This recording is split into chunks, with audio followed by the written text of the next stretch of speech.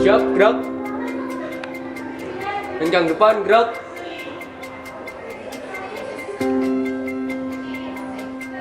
Juga gerak.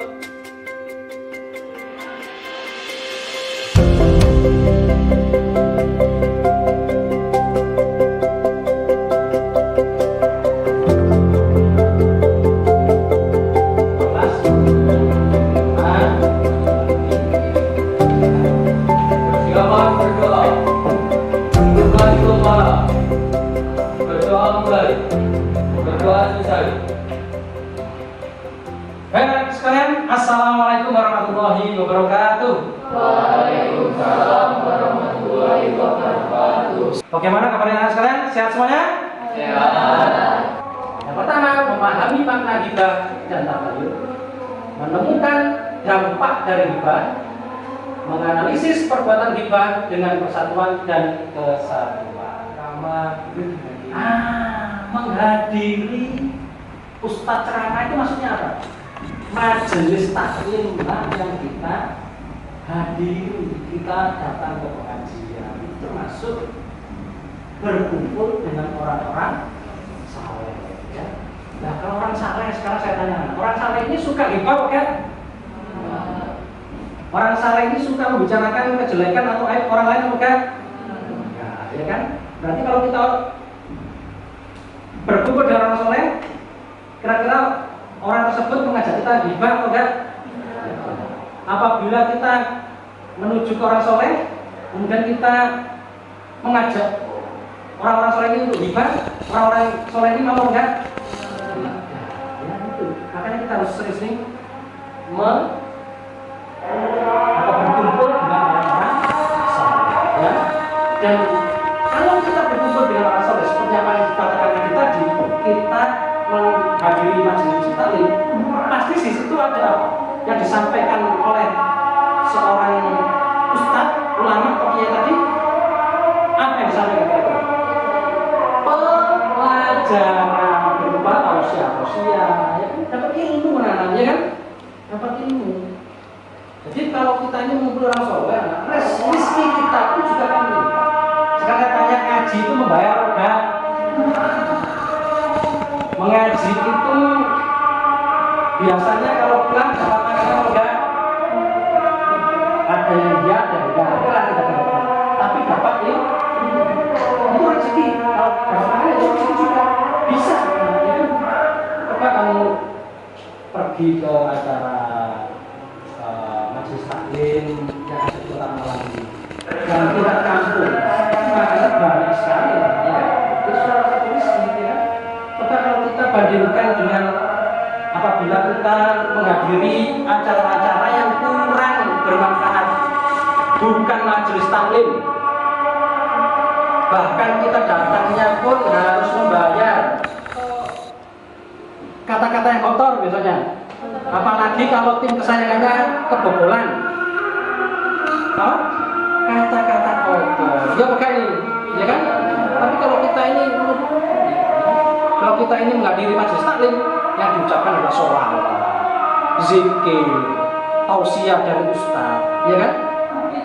Nah itu tadi agak turun. Tetapi kalau kita menghadiri majelis taklim yang diadakan oleh orang-orang soleh ini, insya Allah waktu-waktunya tidak baik itu tidak ada, sangat minim sekali. Nggak ada kan orang ada sholawatan sholat itu ada yang suatu, nah kan nggak ada kan? Mesti ya itu sholawatan, nggak ada yang mengeluarkan kata-kata. Ya, paham anak ya? Oke, ada yang mau tanya sampai sini? Tidak ada, oke, saya juga lagi slide-nya. Ini nomor 1, kemudian untuk yang nomor 2. Oke, tip saudara. Ya, Alim, gimana ini? Allah tidak suka dengan orang yang hibah. Menyadari bahwa Allah menyadari. Yang disadari siapa?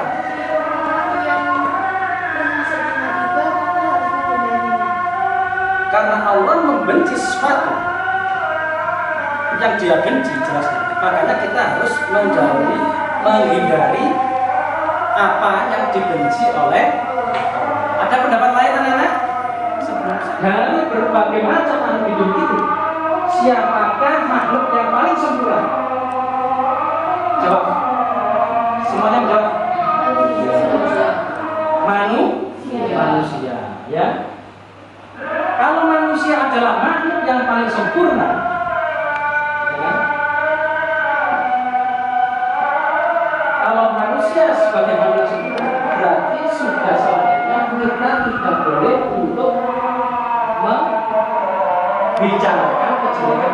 Allah itu menciptakan manusia sempurna. Lah kenapa? Makhluk yang sudah sempurna ini kamu jelek-jelek dengan hal-hal itu loh. Paham ya Pak ya? Paham ya? Oke. Kalau kita bicara orang lain, di mana orang atau manusia tidak memiliki kekurangan? Semua manusia kekurangan. Sebagai contoh, sebutkan salah satu orang soleh, bisa dari rasul, nabi, ataupun ustadz atau kiai pun yang kamu tahu yang memiliki kekurangan. Kekurangannya apa? Berintrospeksi diri. Banyak satu. Akhirnya kita berpikir, oh iya, ngapain sih saya mau menjelek-jelekan ini? Mau saya ternyata juga masih ada kekurangan kok. Jadi ini tadi, setiap manusia pasti punya kekurangan. Oke ya, paham? Dan mengurangi pembicaraan yang kurang baik. Contoh, Minggu atau Sabtu kali libur, Alim ke rumahnya Sabira Sebara atau Sabara ke rumahnya Alim. Nah, ini kita harus menjaga lisan. Apalagi kalau di dua orang ini kan enak ngobrol biasanya kan. Mengurangi pembicaraan tidak baik. Nah, pembicaraan yang baik apa? Masuk banyak itu. Ngomongkan masalah pelajaran, ya kan? Pelajaran agama, pelajaran PKN, kegiatan mungkin saat ini sedang kita kerjakan, ya kan? Tuh, menjaga lisan. Makanya nanti ketika kita akan berbicara, tuh dalam hati kita ucapkan Bismillah, supaya lisan kita ini dijaga oleh Allah. Tidak jarang anak yang orang salah ngomong itu tidak, maksud saya banyak sekali. Contohnya Nabi Musa pun juga pernah salah ngomong. Nabi Musa ini pernah dengar nggak ceritanya itu? Nabi Musa salah ngomong. Ketika beliau sedang termenung di suatu tempat, Allah bertanya kepada Nabi Musa, "Hei Musa, siapakah orang di dunia ini yang paling pandai?"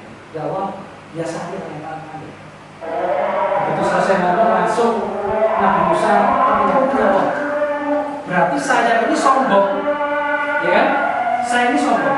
Ya Allah, saya mohon ampun ya Allah. Sekarang tunjukkanlah siapa orang yang paling pintar di dunia ini. Baik, akan kutunjukkan. Dia ada di tepi lautan. Inilah orang yang membawa cerita Nabi Musa menuju ke tempatnya itu. Kemudian beliau bertemu dengan orang yang bertongkat. Setelah berkenalan namanya, siapa namanya? Yang kenal kan? Namanya Khidir. Nabi Khidir. Nabi Musa adalah Rasul, ya. Ini Nabi, ya. Yang Khidir, saya ingin berguru padamu. Kok nggak bisa? Kamu nggak kuat. Loh, sudah, saya kuat ini, saya. Nah, ketika singkat cerita Nabi Musa ngotot, akhirnya Khidir mau nggak mau menuruti permintaan Musa. Ini cerita sebentar ya, oke apa ya. Kemudian singkat cerita, okelah Musa, kamu ikut saya. Tetapi ketika kita berperjalanan tidak boleh kami ini menanyakan apa yang saya lakukan dan tidak boleh memprotes apa yang saya lakukan. Kemudian tibalah mereka berani dalam perjalanan. Setelah itu ada anak kecil sedang lari dengan tangannya itu membunuh Nabi dengan cekek. Iya betul, iya gitu ya sudah nggak protes. Kemudian berjalan lagi. Ada sampan perahu dilubangi. Loh, ini apa? Kalau sampai perahu itu kamu lubangi, yang naik akan tenggelam. Protes lagi. Nah, ini dulu itu ini dia langsung belajar lagi, kemudian menuju ke suatu tempat, ada suatu rumah. Rumahnya itu dihancurkan dulu.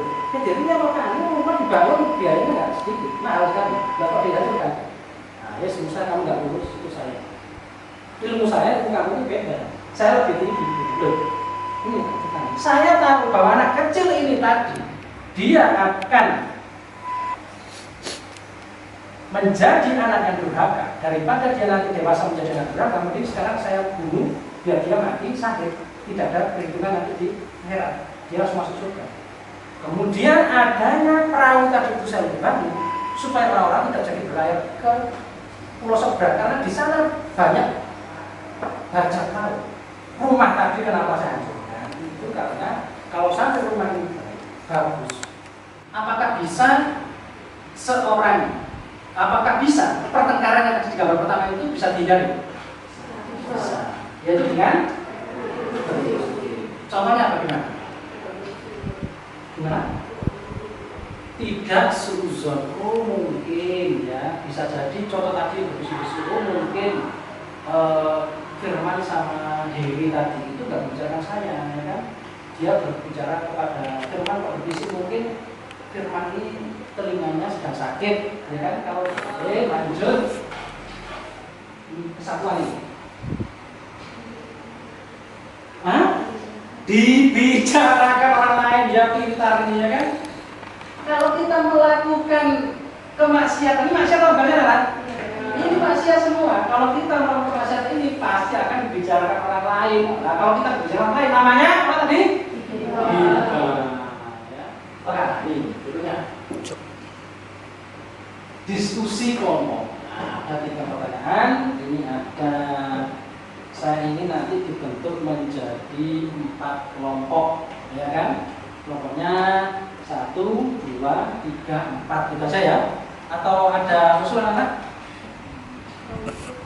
Ya. Oke, sekarang berdiri semua, berdiri dulu. Ya. 1, 2, 3. Hoi. Oke. Tepuk tangan kita semuanya.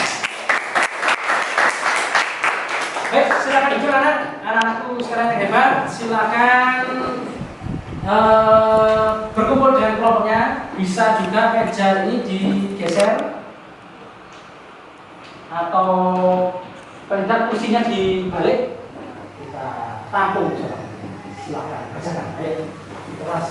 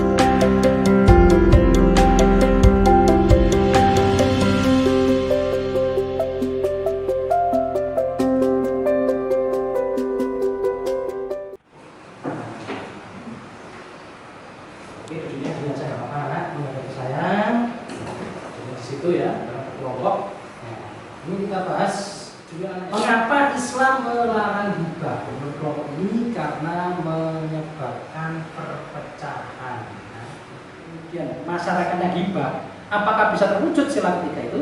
Tidak. Bisa perpecahan, ya kan? Itu sudah dikatakan, ya kan? Bahwa apabila seorang yang dibicarakan aibnya kemudian beliau tidak senang, maka akan terjadi pertengkaran. Nah, kalau bertengkar otomatis jangan jauh-jauh kita membaca bisa kelas kita saja, kelas 81, kelas kita ini, ya. Ada kelompok sana, kelompok sana, itu tidak aktif. Ini memang perpecahannya di itu apa? Itu dibicarakan ke sana kok tempatnya kotor, sini kok bersih, bisa, ya kan? Ya. Apa saja, yang bertanya lah dari sini, karena diberi keluasan seluas-luasnya untuk bertanya. Maksiat, perbedaan pendapat. Oke, maksiat ini yang bagaimana nih? Saya dijelaskan dulu. Ini saya kurang jelas nih, Adit atau si Farah tadi atau sekolah, kita jelaskan. Di sana ada orang gila, kalau ada orang lewat biasanya dilempar batu. Misalnya. Terus saya mau ke anak-anak, jangan lewat saya. Di sana ada orang gila yang suka kalau ada orang lalu melempar batu. Tapi saya cuma jelas nggak ngomong itu kan hibah ya. Karena saya nggak ngomong. Akhirnya kamu lewat sana, benar itu akhirnya kamu dilempar oleh orang gila itu pakai batu, akhirnya bendol sini, misalnya operasi, akhirnya kamu sekolah. Seperti itu. Seperti itu. Maksudnya ini benar apa salah yang saya lakukan? Salah. Itu bukan ghibah, ya kan? Bukan menjaga orang gila di sana, ya kan? Paham anak ya? Puas pada. Suatu saat itu contoh, saya melihat, misal ini, ini kita kalian misalnya bukan murid saya tahu Adit, dia suka, ini kita bertangga ya misalnya, Adit itu suka mencuri, itu masyarakat mudik, saya sendiri dulu, Adit masuk ke rumahnya si Farah, saya tahu bahwa si Farah kemarin habis dari ATM membawa amplop warnanya coklat, ya biasanya kan uang isinya ya kan? Jadi kalau mudik itu masuk, saya tahu itu saya nggak mudik. Bagaimana cara menghindari ghibah? Tabayun. Nah ini minggu depan akan saya jelaskan masalah tabayun. Tabayun itu intinya adalah mengecek keberhasilan kita, ya. Kemudian berpikir positif atau husnuzon, ya. Itu berkumpul dengan orang-orang yang soleh dan suatu majelis, seringlah bersyukur kalau nanti kami itu tinggal di daerah yang banyak sekali majelis Islam. Ya, di Malang sini ini banyak anak-anak yang bisa Aridwan, Datul Jana, dakwah pemuda Islam sudah bikin itu, Jafar Maninya, Kone. Banyak itu kan, dan lain-lain, ya kan? Banyak itu. Ada juga sholawat di tempat saya yang nggak ada namanya. Seorang Habib mengadakan, nggak diberi nama apa yang majlis apa, kan juga bisa gitu kan, nggak harus ada namanya, ya kan? Paham anak? Paham? Sampai sini ada mau ditanyakan sebelum pembelajaran kita tutup? Oke, kalau tidak ada pertanyaan, sekarang apa yang bisa kita refleksikan atau apa sih manfaat kita melakukan pembelajaran menghindari ghibah? Manfaatnya apa? Kalau nggak ada manfaatnya ya nggak usah dijelaskan, kan gitu kan? Apa? Manfaatnya kita mempelajari menghindari ghibah apa? Marisa? Supaya kita berpikir positif. Oke, kemudian satu lagi ahli apa? Supaya kita menjadi rukun ya, karena kita berarti satu lagi laki-laki oke lah perempuan bahkan mungkin masnya pojok apa ini manfaat kita mempelajari menghindari ghibah ini apa?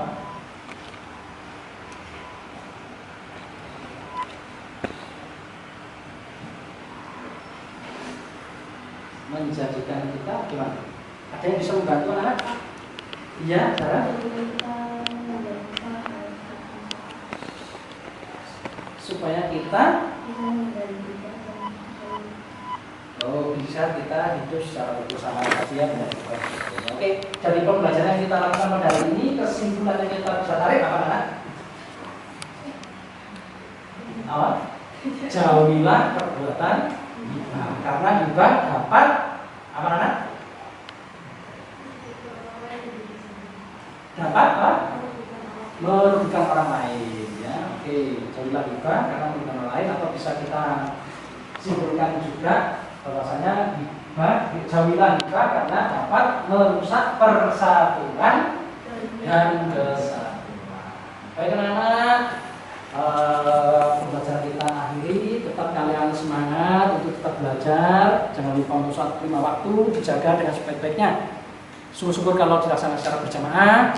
Kemudian membaca Al-Quran itu penting, ya, setiap hari harus kalian membaca Al-Quran walaupun hanya 1 ayat saja. Syukur kalau bisa 1 juz dalam 1 minggu, ya. Kalau dalam 1 juz itu ada 8 lembar atau 12 halaman, ya bagaimana cara kalian mengatur biar bisa 1 juz itu selesai dalam waktu 1 minggu. Oke anak-anak, kalau lebihnya maaf. Sekarang mohon duduknya di tata kembali. Berdoa selesai. Berdiri. Memberi salam.